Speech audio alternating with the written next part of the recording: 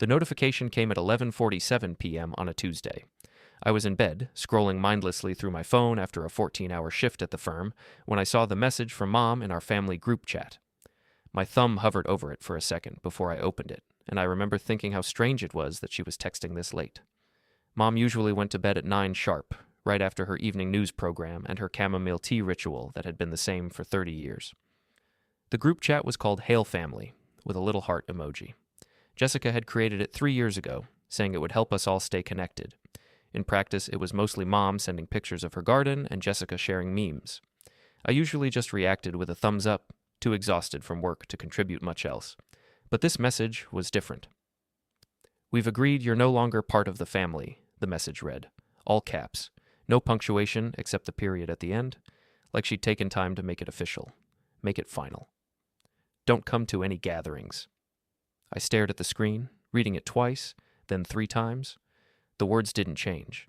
They sat there, black text on white background, as permanent as anything digital can be. The timestamp glowed beneath them, 11:47 p.m. The read receipts showed that Jessica had seen it immediately. Dad had seen it 30 seconds later. Then I saw it. The little heart reaction. My sister Jessica had liked the message. Not just seen it. Not just ignored it. She had actively pressed the like button on the message that disowned me. The little heart icon sat there next to Mom's name, and under it, in smaller text, "Liked by Jessica." My hands didn't shake. My heart didn't race. I felt nothing. Maybe that should have scared me more than it did.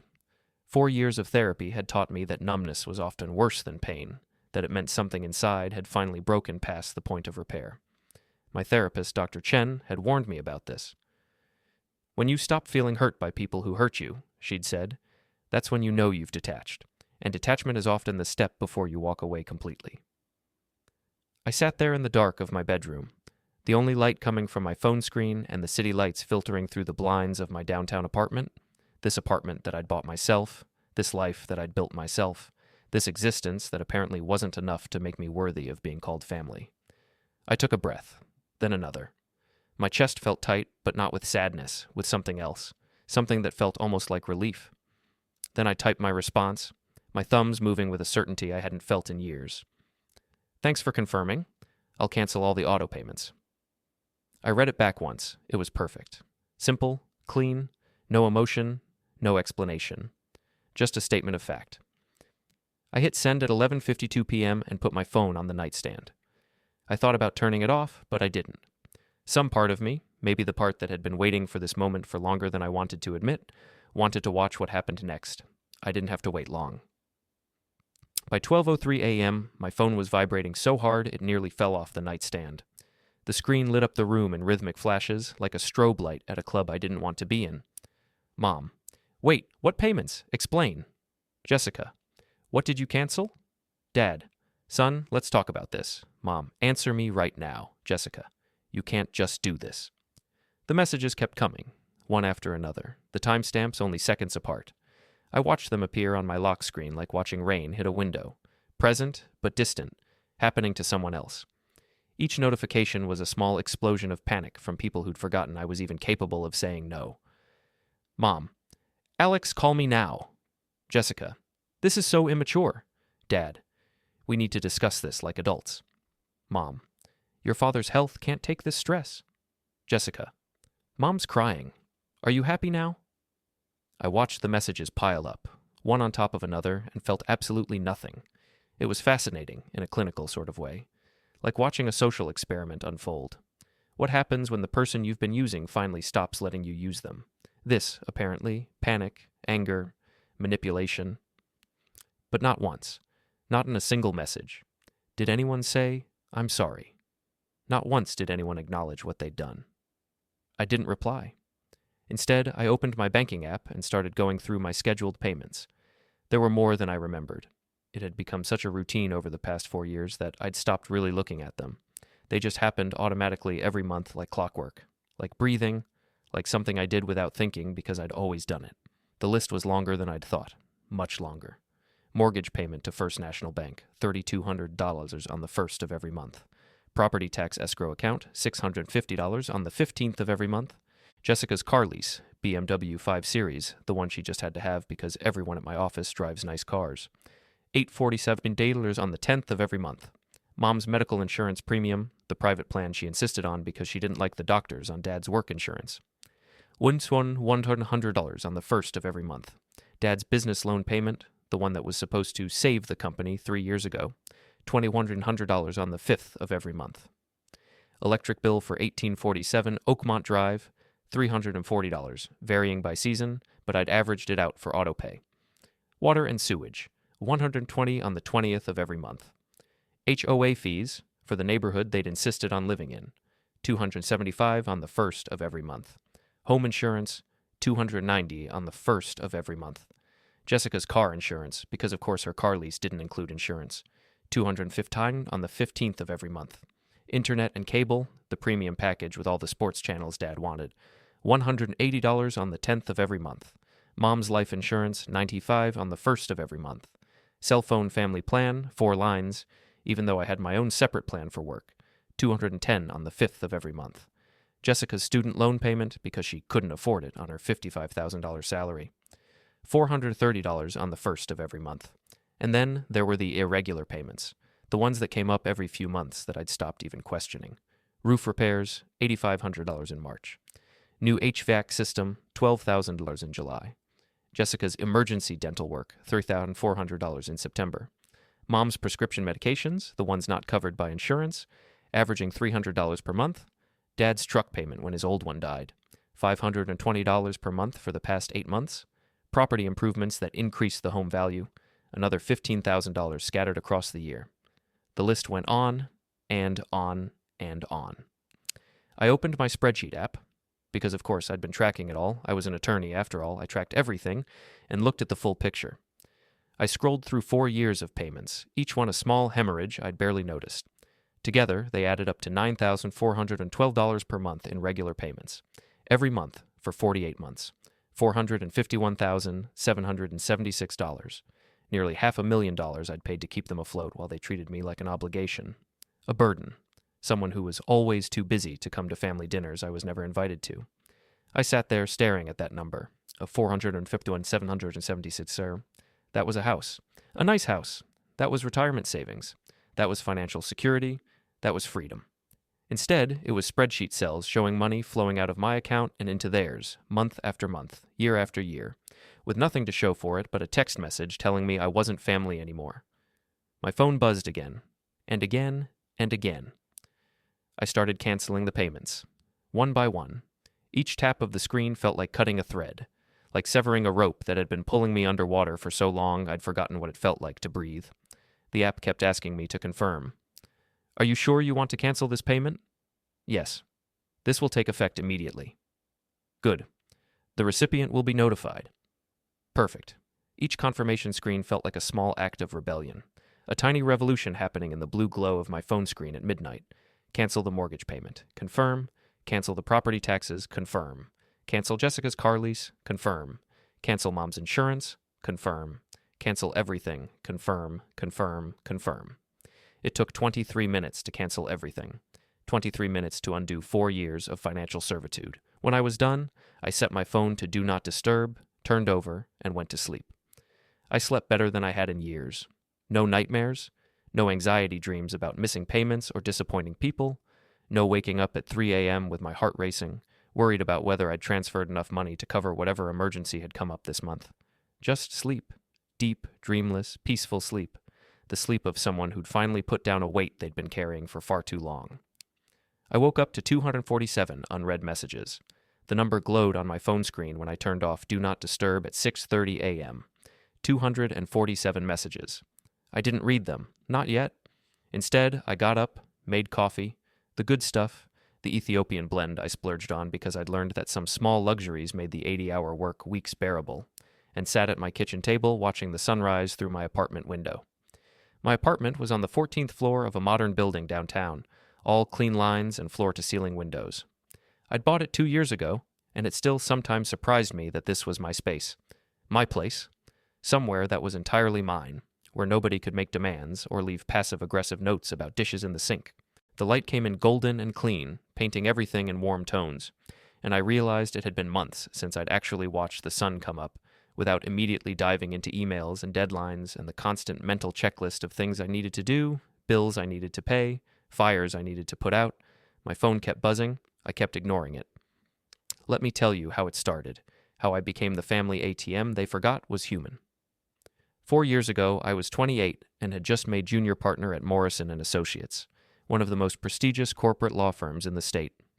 It was the culmination of 6 years of grinding work, first as a summer associate, then as a junior associate, then fighting my way up through the ranks while most of my law school classmates burned out and left for cushy in-house positions. I was pulling down $200,000 a year plus bonuses, which in our mid-sized Midwestern city meant I was doing well, very well. Better than I'd ever imagined growing up in a solidly middle-class family where $60,000 a year felt like wealth. I'd worked myself half to death for it. 80-hour weeks became 90-hour weeks. Sleeping on the leather couch in my office became normal, missing holidays and birthdays, and every social event anyone ever invited me to became my reputation. Alex can't make it. He's always working. It became a joke. Then it became an expectation. Then it became my identity. But I'd made it. I was proud. My name was on the letterhead. I had an office with windows. I was somebody. Dad called me 2 weeks after my promotion. It was a Saturday morning, unusual because Dad never called on weekends. Those were his days to watch college football and putter around in the garage, working on projects that never quite got finished. Son, I need to talk to you about something. Can you come to the house? There was something in his voice, something heavy, something that made my stomach drop even though I didn't know why yet. I went. Of course I went. He was my father. The drive to 1847 Oakmont Drive took 25 minutes from my apartment. The house looked the same as always, yellow siding that Mom insisted on repainting every 5 years, black shutters, the oak tree in the front yard that Dad had planted when I was 6 years old. It was supposed to be my tree, something that would grow as I grew. Now it towered over the house, 40 feet tall, its branches scraping against the roof in windstorms. I parked behind Dad's truck and Jessica's car. She was home from college for the summer, and let myself in with the key I'd had since I was 16. In here, Dad called from the living room. He sat me down on the couch, the same couch we'd bought together when I was 12, after saving up for 6 months, still covered in the protective throws Mom insisted on using, and he told me the business was failing. Dad ran a small construction company, Hale & Sons Construction, even though there was only one son, and I'd never had any interest in construction. He'd started it 20 years ago, built it from nothing into something that employed 15 people at its peak. He'd done well for years, enough to put me and Jessica through college without loans, enough to buy this house, enough to give Mom the comfortable life she wanted, the life she'd grown up with before her own father's business had failed. But then the recession hit in 2008, and while most of the country recovered, our city didn't. Not really. The manufacturing jobs never came back. The population declined, the contracts dried up, and Dad, proud and stubborn and convinced that hard work could solve anything, kept bidding on jobs at unsustainable prices just to keep his guys employed. Then he'd made some investments, trying to diversify, he called it, that went sideways. A rental property that needed more repairs than it generated in rent. A partnership with another contractor that dissolved acrimoniously and expensively.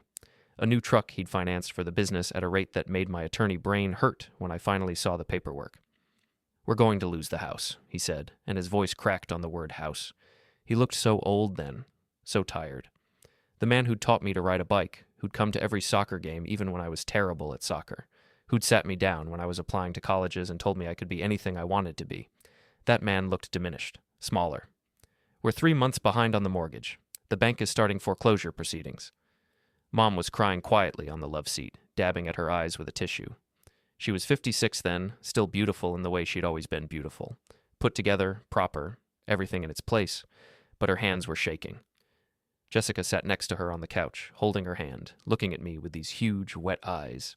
She was 24, fresh out of college with a communications degree, and she looked at me like I was supposed to fix this, like that's what big brothers did, and I wanted to fix it. God, I wanted to fix it so badly. "How much do you need?" I asked. My voice sounded strange to my own ears. Professional, detached. The voice I used in negotiations. "Just enough to catch up. 9,000. Maybe 10 with the late fees. We can figure out the rest, but we need to get current with the bank or they'll—" "I'll take care of it," I said. The relief on Dad's face was immediate and overwhelming. His whole body sagged like someone had cut his strings. "Son, I don't know how to thank you. We'll pay you back, I promise. As soon as the business turns around, as soon as we get past this rough patch. Don't worry about it, I said, and I meant it. I really did. We're family. Family. That word meant something to me then. It meant unconditional support. It meant being there when people needed you. It meant sacrifice. I wrote the check that afternoon, $10,000. It barely made a dent in my savings. I'd been banking most of my salary, living modestly, building up a cushion the way all the financial advice podcasts said you should. I handed it to Dad, and he hugged me. Actually hugged me. We weren't a hugging family, usually. Handshakes and pats on the back were more our style. But he hugged me tight and said, "You're a good son, a good man." I drove back to my apartment feeling like a hero. I paid the $9,000. Then, when the next month came and Dad still didn't have the mortgage payment, I paid that too. "Just one more month," he said. "We've got a big job coming in, should close next week." And the month after that. The job got delayed, but it's definitely happening. And the month after that. These things take time. You know how it is. 6 months turned into a year. By then it wasn't even a discussion anymore. The mortgage payment was just something I did. Dad stopped mentioning paying me back. It became the new normal. Meanwhile, Jessica graduated from college and couldn't find a job in her field, something about marketing or communications, or maybe public relations. I was never quite sure what her major had actually been. She moved back home, into her childhood bedroom with the purple walls she'd insisted on painting when she was 13. She needed a car for job interviews. The family sedan was Dad's truck and Mom's aging minivan, neither of which were appropriate for professional meetings. "Can you help her out?" Mom asked me over Sunday dinner, back when I still went to Sunday dinners, back when I was still invited. Just until she lands something. You know how important first impressions are. "What kind of car?" I asked. Jessica had already looked. Of course she had. A BMW 5 Series, certified pre-owned, but still $800 a month on a lease. "It needs to look professional," Jessica explained, showing me pictures on her phone. "Everyone at the companies I'm interviewing with drives nice cars. I can't show up in Mom's minivan." I wanted to say that a $25,000 Toyota Camry would be perfectly professional, that she could buy a reliable used car outright for less than a year's worth of lease payments, that maybe she should take any job first, even if it wasn't her dream job, and work her way up. But she looked so hopeful, and Mom was nodding encouragingly. And Dad was pretending to read the newspaper, but I could tell he was listening. "Okay," I said, "but just until you find a job." "Of course. Thank you, thank you, thank you." Jessica hugged me, and Mom smiled, and Dad nodded approvingly. I helped. Because that's what you do. You help family. 6 months later, Jessica had a job, some entry-level position in marketing at a local company, making $45,000 a year, but the car payment stayed on my account. When I mentioned it, she said, "Well, I need it for work now, and my salary barely covers my student loans and expenses. Maybe when I get a raise." Then Mom's insurance dropped her because of some pre-existing condition paperwork issue, something about a prescription she'd been on years ago that she'd forgotten to disclose, or maybe she had disclosed it, but it got lost. The story kept changing. Finding new coverage was expensive. "Just until we sort it out with the insurance company," Mom said. "These things always get resolved eventually." That was $1,100 a month. I added it to my automatic payments. Then Dad's business needed an injection of capital, or he'd have to close completely and lay off everyone. 15 families, depending on those jobs. 15 families who'd worked for Dad for years, who he'd promised to take care of. "Just a bridge loan, son. I'll pay you back with interest. I've got my accountant drawing up a contract and everything. This is legitimate business. $25,000 up front, plus monthly loan payments when the business couldn't generate enough cash flow. Another $2,000 a month added to the pile. Then the property taxes came due, and Dad didn't have the money because he'd used that cushion to make payroll. Can you cover it this once? I'll get you back next quarter." $5,000, then another $5,000 6 months later. Then I just added the property taxes to my automatic payments because it was easier than the panicked phone calls every 6 months. The HOA fees were next. Then the utilities started getting shut off. First the internet, then the electricity, and finally a notice about the water. So I added those to my automatic payments because it was easier than getting the panicked phone calls every time something got disconnected. It happened so gradually I didn't see it. Like a frog in boiling water, they say. The temperature rises 1 degree at a time, and you don't notice you're cooking until you're already dead. But here's the thing nobody talks about when they talk about family and money. It's not just the money. The money is almost the easy part. You write the checks, you make the transfers, the money flows out like water. Simple, clean, transactional. Numbers going from one account to another. It's everything else that kills you. It's the fact that even though I was paying for everything, the mortgage, the taxes, the insurance, the utilities, the car, all of it, I was always the one who was too busy to come to dinner.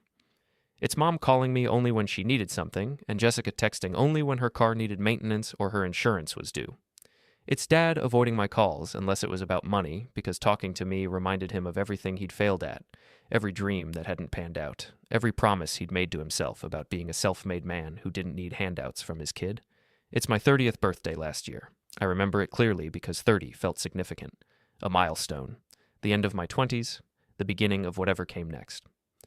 I'd taken the afternoon off work, a rarity, and driven to the house with a bottle of wine and a naive hope that maybe we'd do something small. Cake, maybe? Just family. Just the four of us. I pulled into the driveway at 6 p.m. and found it full of cars I didn't recognize. Music was playing inside. I could hear laughter and conversations through the windows. I walked in with my bottle of wine, a nice Cabernet, $80, something special, and found 20 people in my childhood home. Aunts, uncles, cousins, family friends, coworkers of Dad's, neighbors. The dining room table was covered with food. There was a banner strung across the living room. "Congratulations, Jessica," it read in big silver letters. Aunt Carol saw me first. "Alex, we didn't expect you. Come in, come in." "What's this?" I asked, even though I already knew. Already felt the familiar sinking sensation. "Jessica's promotion party. Didn't anyone tell you? She just made junior account manager at her firm. 3 weeks on the job and already moving up. We're so proud." 3 weeks. She'd been at this job for 3 weeks, and there was a party with 20 people and a banner and catered food. I'd been a junior partner for 2 years. There had been no party. I found Mom in the kitchen, arranging cookies on a platter. "Mom, what's going on?" She looked up, and for just a second I saw something like guilt flicker across her face. But it was gone before I could be sure it was ever there. "Oh, honey, you made it. We didn't think you'd be able to come. You're always so busy with work." "It's my birthday." "Is it? Oh, of course it is. Happy birthday, sweetheart. 30, right? My goodness, where does the time go? Did you want some cake? We have extra from Jessica's celebration." "You didn't mention this party to me, not once." "Well, it was kind of last minute. Jessica just told us about the promotion yesterday and we threw this together. You know how these things are." She smiled, like this was all perfectly normal. "But you're here now. That's what matters." But I could see the group text on her phone, sitting on the counter. The screen was still lit up. The conversation was labeled party planning. The messages went back 2 weeks. They'd planned this for 2 weeks. Coordinated schedules, ordered food, sent invitations, and they'd simply decided not to tell me.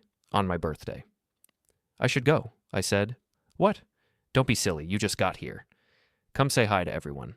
Your cousin Mark is here with his new girlfriend and—" "I have work to do." "On your birthday? Alex, that's—" But I was already walking out.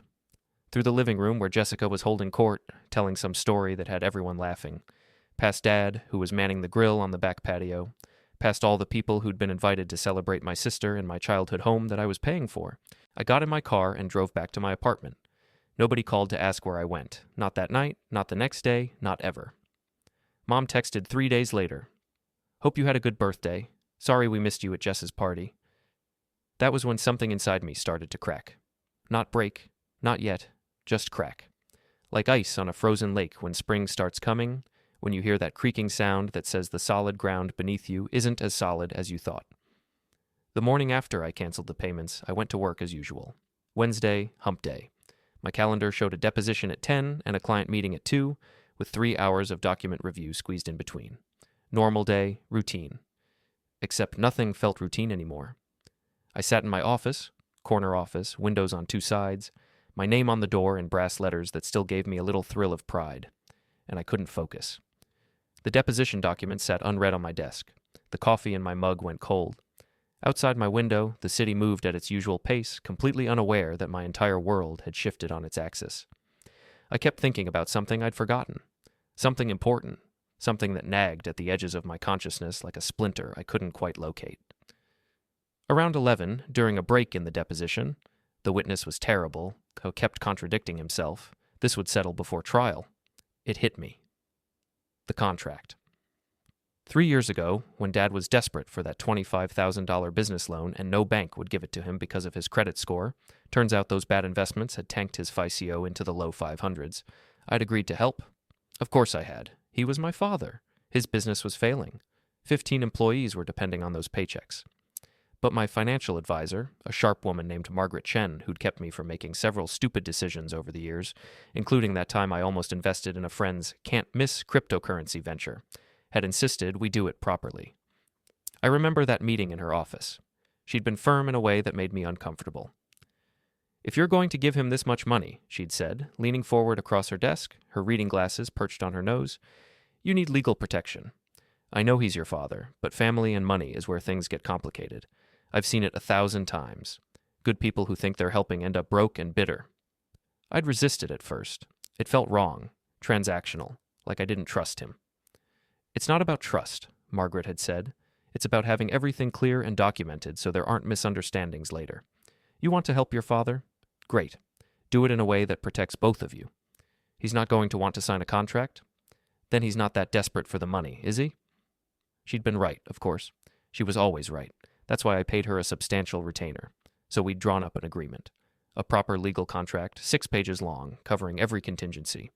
Dad would receive $25,000.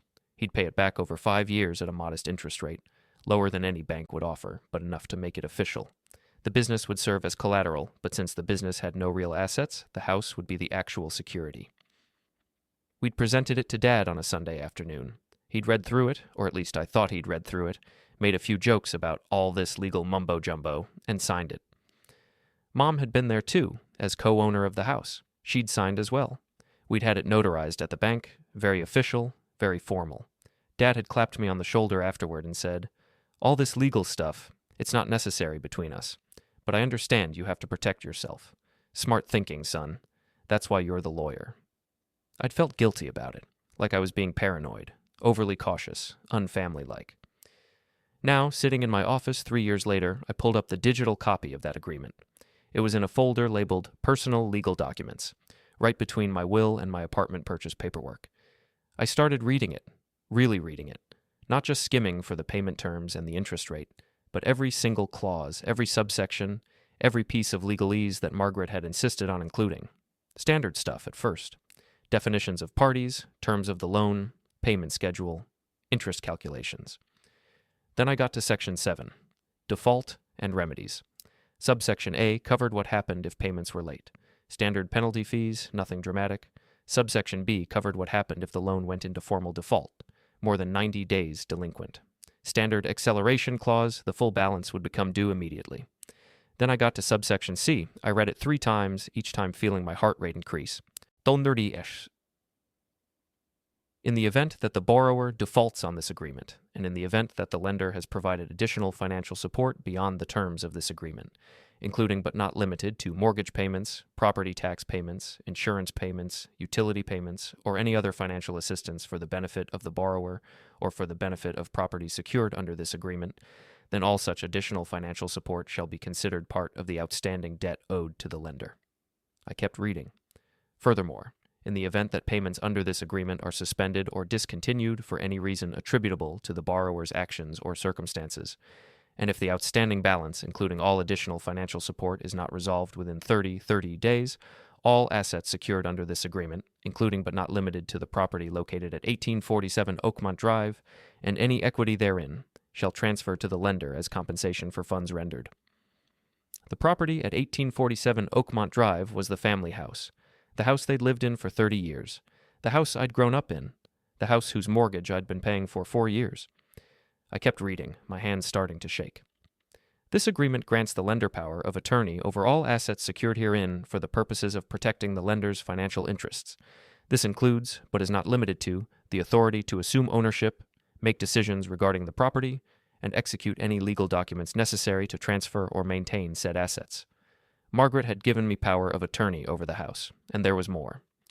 The borrower acknowledges that any claims of duress, lack of understanding, or disagreement with the terms of this agreement must be raised within 30 days of signing. After this period, the borrower waives all rights to contest the validity or enforceability of this agreement based on such grounds. That was 3 years ago. The 30-day window had closed before I'd even made the second mortgage payment. I scrolled to the next section. Section 8, Additional Terms. All financial assistance provided by the lender to the borrower, whether directly or indirectly, whether for the benefit of the borrower or for associated parties, including family members, shall be documented and shall be considered part of the total financial obligation under this agreement. Every payment I'd made, every bill I'd covered, every car payment, insurance premium, utility bill, property tax, all of it was part of the debt. $451,776. They couldn't pay that. They couldn't pay 10% of that. They probably couldn't pay 1% of that. And according to Section 7, subsection C, they had 30 days from when payments stopped to either pay the full amount or the house transferred to me. I'd stopped payments 2 days ago. 28 days left. I sat back in my chair, staring at the screen, my mind reeling. Margaret had protected me, completely, thoroughly, overwhelmingly. This wasn't just a contract. This was a legal fortress. Every angle covered, every contingency planned for, every possible dispute anticipated and diffused in advance. I've seen families destroy each other over money, she'd said when we were drafting it. I'm making sure that doesn't happen to you. Either they pay you back or you have recourse. No gray areas. No he said, she said. Just clear, enforceable terms. I pulled up the appendix to the agreement, the detailed logs I'd been keeping, because of course I'd been keeping logs. I was an attorney. Documentation was as natural to me as breathing. Every payment, dated and categorized. Every text message requesting money, screenshot and filed. Every conversation about needing just a little more help, recorded and time-stamped. It was all there. A 4-year paper trail of financial support so comprehensive that no judge in the world would question it. My phone rang. Dad. I stared at it for 3 rings, my finger hovering over the answer button. Then I picked up. Hello? Son. His voice was tight. Controlled. The voice he used when he was trying very hard not to lose his temper. The voice I remembered from when I was a kid and had disappointed him somehow. A bad grade, a missed curfew, a chore left undone. We need to talk. Okay. What you did last night, canceling everything without warning, that was rash. I understand you're upset about your mother's message, but are you calling to apologize for that message? I asked. Silence. Because if you're not calling to apologize, Dad, I'm not sure we have anything to talk about. Your mother was upset. She said some things she shouldn't have. You know how she gets when she's stressed. But you can't just... Son, you have to understand the position you're putting us in. The position I'm putting you in. I repeated it slowly, tasting each word, testing their weight. Tell me, Dad, what position is that exactly? You know what I mean. The house payment is due in 5 days. The insurance is due this week. Jessica's car payment is not my problem. You're her brother. And she liked the message that said I was no longer part of the family. My voice stayed level, calm. The voice I used in court when opposing counsel was trying to get a rise out of me. So by definition, her car payment is not my problem anymore. Don't be childish about this. Childish. The word landed like a slap. I've given you nearly $500,000 over 4 years, I said, and even saying the number out loud felt surreal. I've paid your mortgage, your taxes, your business loans, Jessica's car, Mom's insurance, everything. And last night, Mom told me I'm not part of the family anymore. Jessica agreed with a little heart emoji. You said nothing. So explain to me, Dad, which part of my response is childish? More silence. I could hear him breathing, heavy and frustrated. You know your mother didn't mean it like that. How did she mean it then? She was just... We've been frustrated that you never come around anymore. You're always busy with work, and we felt like you were choosing your career over family, choosing money over us. The crack inside me widened, choosing money over them, while paying all their bills. When was the last family gathering I was invited to? I asked quietly. What? Simple question, Dad. When was the last time you called me and said, "We're having dinner on Sunday, please come"? When was the last time anyone asked if I wanted to come to anything? Silence. Because I know the answer, I continued. The answer is never. You don't invite me. You plan things and you don't tell me, but then you tell everyone, you tell yourselves, that I'm too busy, that I chose work over family. But the truth is, you chose to exclude me, and then you blamed me for being excluded. Son, do you know when you call me Dad? My voice was rising now, the professional calm cracking. Only when you need money. That's it? That's the only time? I could pull up my call log right now and show you. Every single call from you in the last 2 years has been about money. And Mom? Same thing. And Jessica texts me maybe once a month. And it's always, hey, can you cover this? Or the car needs service. Can you take care of it? But I'm the one who's choosing career over family. That's not fair? You're right, I said. It's not fair. It hasn't been fair for 4 years. But it's over now. What does that mean? It means I'm done. I'm not paying anymore. Whatever happens next is up to you. You can't just, we'll lose everything. Then I guess you should have thought of that before you decided I wasn't part of the family. I hung up. My hands were shaking. My heart was racing. I felt hot and cold at the same time, adrenaline flooding my system like I'd just run a marathon. But underneath the adrenaline, underneath the anger and hurt and vindication, I felt something I hadn't felt in years. Relief. Pure, overwhelming relief. Like I'd been holding my breath for 4 years and had finally been given permission to exhale. The next 3 days were chaos. Jessica showed up at my office on Wednesday morning. Security called me from the lobby. Mr. Hale, there's a Jessica Hale here demanding to see you. She's quite insistent. Should we send her up? I thought about it. Is she being disruptive? She's raised her voice several times. We've asked her to calm down. Then no, tell her I'm unavailable and ask her to leave. If she refuses, call the police for trespassing.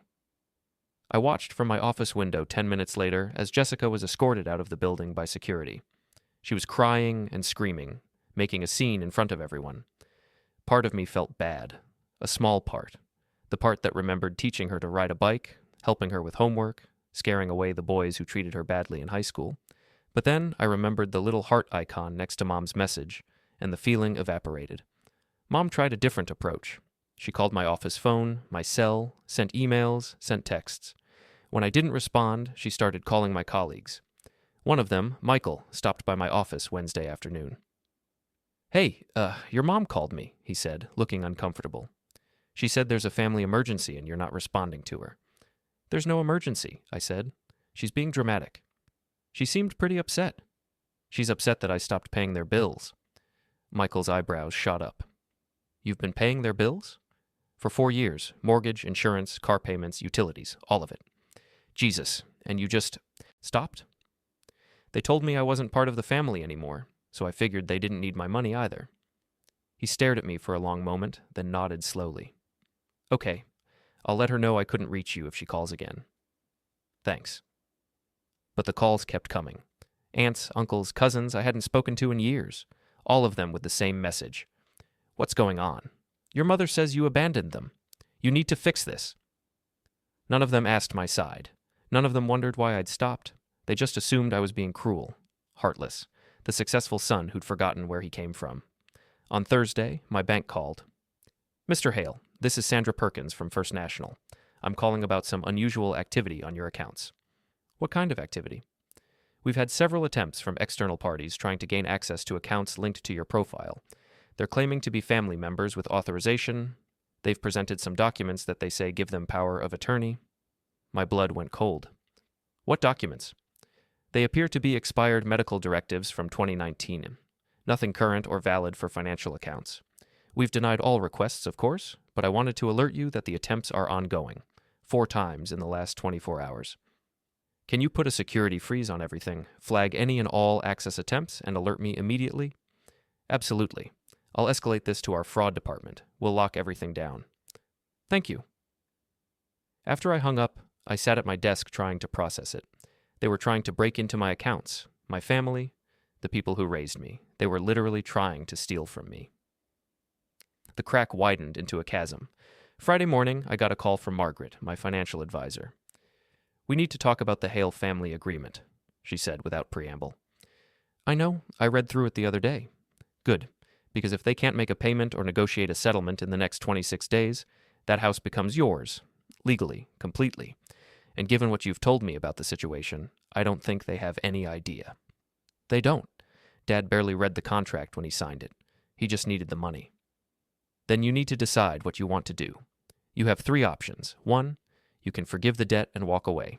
2, you can enforce the contract and take the house. 3, you can renegotiate something in the middle. But you need to decide soon, because once lawyers get involved, this gets messy. They've already tried to access my bank accounts, I said. Silence. Then, I'm sorry, what?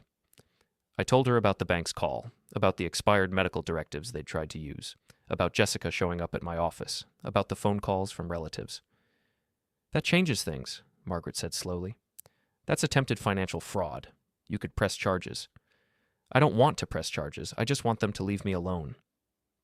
Then you need to make a decision about the house, because right now you're in limbo, and that's when people make desperate moves. If they think they're going to lose everything anyway, they might try something stupid. Like what? Like trying to sell the house out from under the agreement, or taking out additional liens, or claiming the contract was signed under duress. I've seen families do terrible things to each other when money's involved. I thought about it for a long time after we hung up. What did I want? I didn't want the house, not really. I had my own place. I didn't need their home. But I didn't want to just forgive everything either. That felt like letting them win, like saying it was okay to treat me the way they had. I wanted something else, something they'd never given me. I wanted them to acknowledge what they'd done. That's when I remembered something that had been nagging at me since Tuesday night. 3 weeks ago, I'd gotten a notification that my iCloud storage was full. I'd gone through deleting old photos to free up space, and I'd noticed something strange. Jessica's phone was linked to my family sharing plan. It had been since I set it up for her years ago to save her the $12 a month, which meant her photos backed up to my account too. I opened the iCloud app and navigated to her photo library. I shouldn't have. It was an invasion of privacy. But something told me I needed to look. I found it in a folder labeled Family Stuff. Screenshots, dozens of them, of text conversations between Jessica and Mom from 6 months ago. Mom, when do you think the house will be paid off? Jessica, Dad said maybe 2 more years if Alex keeps paying. Mom, good. Then we can stop pretending. Jessica, what do you mean? Mom, once the house is ours, free and clear, we don't need to keep including him in things. He'll just keep paying either way. He always does. Jessica, that seems mean. Mom, it's not mean, it's practical. He's made his choice. Career over family. We've made ours. We take care of each other. He takes care of himself, Jessica. I guess. It just feels weird planning to cut him off like this. Mom, we're not cutting him off. We're accepting that he's already cut himself off. We're just planning for the future. A future where we don't have to feel guilty about him missing every event. Jessica. Okay, that makes sense. Mom. And don't mention this to your father. You know how he gets about Alex. He still thinks they can have a relationship. But we know better.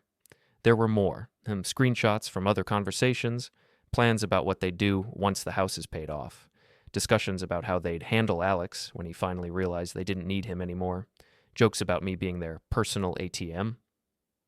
One message from 3 weeks ago, right before Mom sent the final text. Mom, I'm going to tell Alex he's not invited to Thanksgiving. Jessica, really? Why? Mom, because it's time. The house is almost paid off. We don't need to pretend anymore. And honestly, I'm tired of feeling guilty every time we have a family event without him. If he's officially not part of the family, we can move on. Jessica, what if he gets mad? Mom, he's too passive to do anything about it. He'll just accept it. He always does. Jessica, okay, do what you think is best. I read the messages 3 times. Each time felt like being hit in the chest with a hammer. They'd planned it. All of it. The whole thing. They'd been counting down to the moment they could discard me completely, and they'd miscalculated by exactly one thing. They thought I'd keep paying even after they cut me off. They thought I needed them more than they needed my money. They were wrong. I took screenshots of everything and sent them to myself. Then I forwarded them to Margaret with a single message. I've made my decision.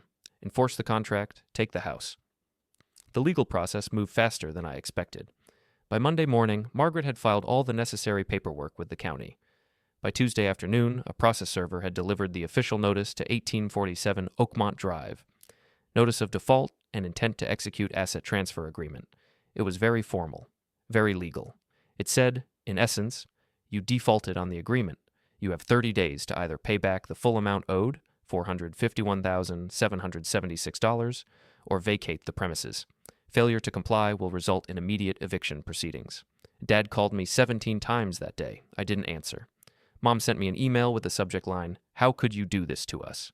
I deleted it without reading. Jessica left a voicemail that was 3 minutes of crying and incoherent begging. I didn't listen to the whole thing. On Wednesday, my Aunt Carol called. She was Mom's sister, and she'd always been the reasonable one in the family. "Alex," she said when I answered, "what's happening? Your mother is hysterical." "I'm sure she is." She said, "You're taking the house, that you're kicking them out."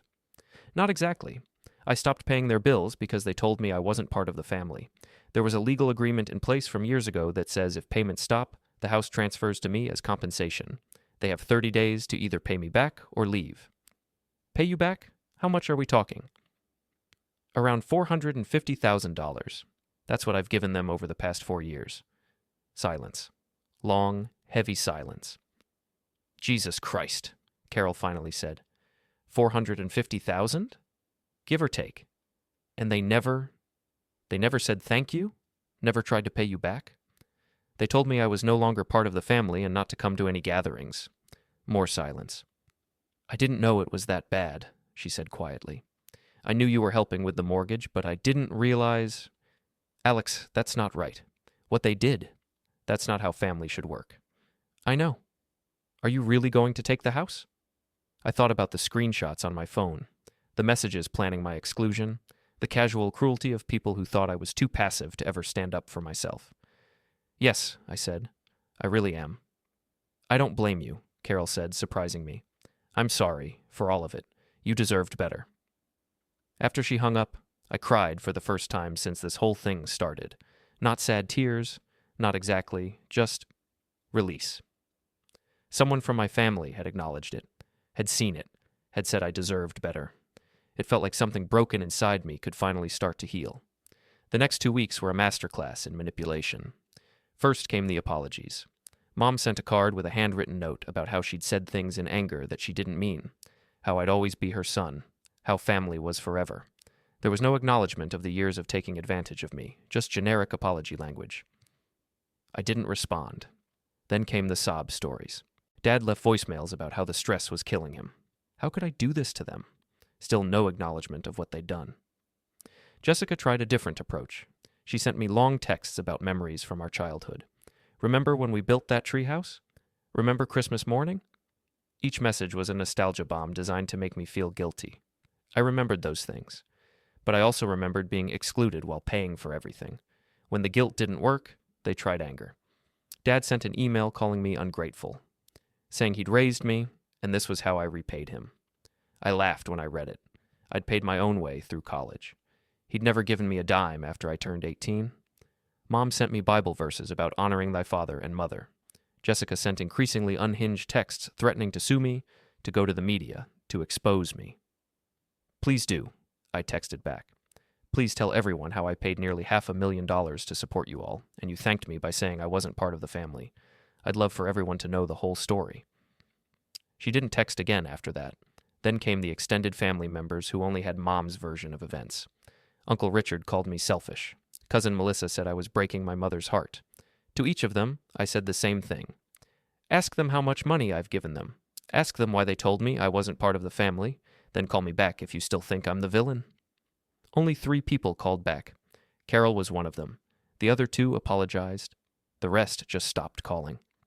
With 1 week left before the 30-day deadline, Dad asked to meet in person. I almost said no. But Margaret advised me to hear him out, with the caveat that I should meet in a public place and record the conversation. We met at a coffee shop downtown, neutral territory.